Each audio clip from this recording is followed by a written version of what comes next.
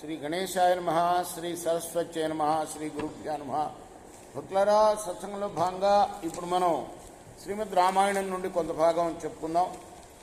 నేటి వరకు బాల, అయోధ్య, అరణ్య, కిష్కింద, సుందరకాండలు పూర్తి చేసాం. యుద్ధకాండలో కూడా మనం 52వ సర్గ వరకు చెప్పుకున్నాం. ఈ రోజున 53వ సర్గను ప్రారంభం చేద్దాం. ప్రారంభించే ముందు వాల్మీకి మహర్షిని ప్రార్థన చేసుకుందాం. పూజంతం రామ రామేతి మధురం మధురాక్షరం ఆరుహ్య కవితా శాఖా వందే వాల్మీకి కోకిలం. సమర్థ సద్గురు సాయినాథ్ మహారాజ్ की जय.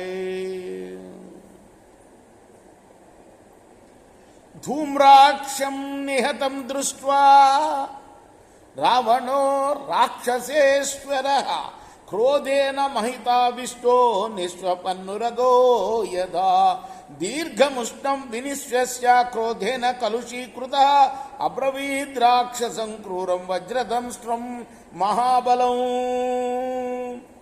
ధూమ్రాక్షుడు చంపబడ్డాడని విన్న తర్వాత రావణాసురుడు కోపంతో సర్పంలాగా బుసగొట్టాడు. వేడిగా నిట్టూర్చి ఆ తర్వాత క్రోధం చేత కలుషం చేయబడ్డవాడై క్రూరుడు మహాబలశాలి అయిన వజ్రదంష్టుడు అనే రాక్షసుని పిలిచి అన్నాడు, గచ్చత్వం వీర నిర్యాహి రాక్షసై పరివారిత జహి దాశరథిన్ రామం సుగ్రీవం వానరై సహా. ఓ వీరుడా, నువ్వు వెంటనే తగిన బలాన్ని తీసుకొని వెళ్ళి రాముణ్ణి, లక్ష్మణుణ్ణి, సుగ్రీవుణ్ణి, వానరుల్ని అందరినీ సంహరించిరా అని ఆజ్ఞాపించాడు. తథేచ్చుక్త్వా ధృతతరం మాయావీ రాక్షసేశ్వర నిర్జగామ బలైః సార్థం బహుభిః పరివారితః నాగైరస్వః కరైరుష్టైః సంయుక్తః సుసమాహితః పతాకాధ్వజ చిత్రైశ్చ రథైశ్చ సమలంకృతః. అనేక వీరుల్ని వాడు వెంట పెట్టుకున్నాడు.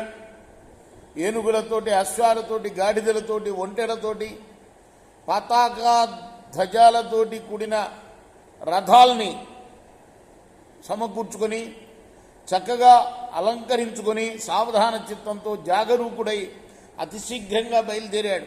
తతో విచిత్రకేయూరం కుటేన విభూషిత తనుత్రం చ సమావృత్య స ధనుర్ నిర్జయాధృతం.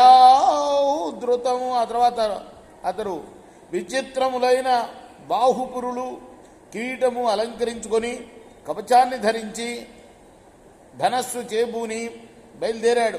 పతాకాలంకృతం దీప్తం తప్తకాంచన సన్నిభం తప్తకాంచన భూషితం రథం ప్రదక్షిణం కృత్వా సమారోహచ్చమూపతి. ఆ తర్వాత వాడు పతాకాల చేత, పరిశుద్ధమైన బంగారం చేత అలంకరింపబడి ప్రకాశిస్తున్న రథానికి ప్రదక్షిణం చేసిన తర్వాత ఆ రథం ఎక్కాడు.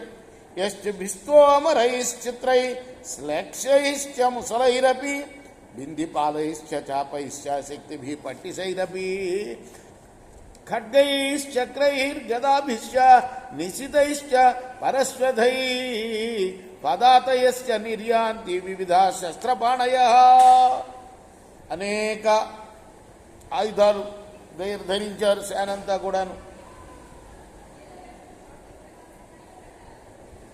చిత్రమైన తోమరాలు, నున్నగా ఉన్న రోకళ్ళు, బిందిపాలాలు, ధనస్సులు, శక్తులు, పట్టిశాలు, ఖడ్గాలు, చక్రాలు, గదలు, వాడి అయిన గొడ్డళ్ళు ఇవన్నీ కూడా చేతపుచ్చుకొని బయలుదేరింది సేన. పిత్ర విచిత్ర వాససఖ సర్వే దీప్త రాక్షస పుంగవ గజ మదోత్కటాసూర చలంతైవ పర్వత. విచిత్రమైన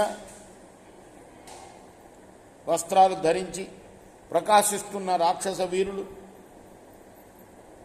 అత్యధికమైన మదము కలవై కదలుతున్న పర్వతాల అన్నట్లుగా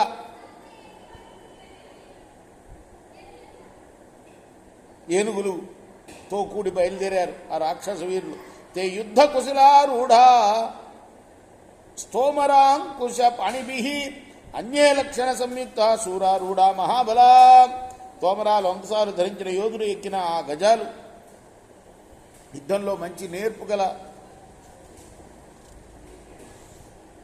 ఏనుగులవి. శూరులైన రాక్షసులు ఎక్కిన ఉత్తమ లక్షణయుక్తమైన గజాలు ఆ ఏనుగులు చాలా గొప్ప బలం కలవి కూడా. తత్రాక్షస బలం సర్వం విప్రస్థితం అశోభత ప్రావృట్కాలే యథా మేఘాన్ అర్థమానా సవిద్యుత నిశ్రుత దక్షిణద్వారో అంగదో యత్ర యూధప. ప్రయాణం వెళ్తున్న రాక్షస సైన్యం వర్షాకాలంలో గర్జిస్తున్న మెరుపులతో కూడిన మేఘాల్లాగా ప్రకాశించింది. ఆ రాక్షసులు వానర సేనా నాయకుడైన అంగదుడున్న దక్షిణ ద్వారం నుండి బయటికి వచ్చాడు. తేషాం నిష్క్రమణమామాణం అశుభం సమజాయత ఆకాశాద్ విఘ్నాత్ తీవ్రాదుల్ముఖాన్యపతంస్తదా వమంతః పావకజ్వాలా శివాఘోరా పవాసిరే. వాడు బయలుదేరి తిరుపునకు అనేకమైన దుశ్శకునాలు కనపడ్డాయి. మేఘాలు లేకుండానే ఆకాశం నుండి కిందకి కురువులు పడ్డాయి. భయంకరమైన నక్కలు అగ్నిజ్వాలను కక్కుతూ అరిచాయి. వ్యాఘరంత మృగాఘోర రక్షసాం నిధనంతదా సపాపతంతో యోధాస్తు ప్రాస్కలముస్తత్ర దారుణం. అప్పుడు భయంకరమైన మృగాలు రాక్షసుల వినాశాన్ని సూచిస్తూ అరిచాయి. శీఘ్రంగా వస్తున్న యోధులు అక్కడ తొట్టుపడ్డారు. రేపు మనం 16వ శ్లోకం నుండి కొనసాగిద్దాం. కృష్ణార్పణమస్తు. సాయి కృష్ణార్పణమస్తు.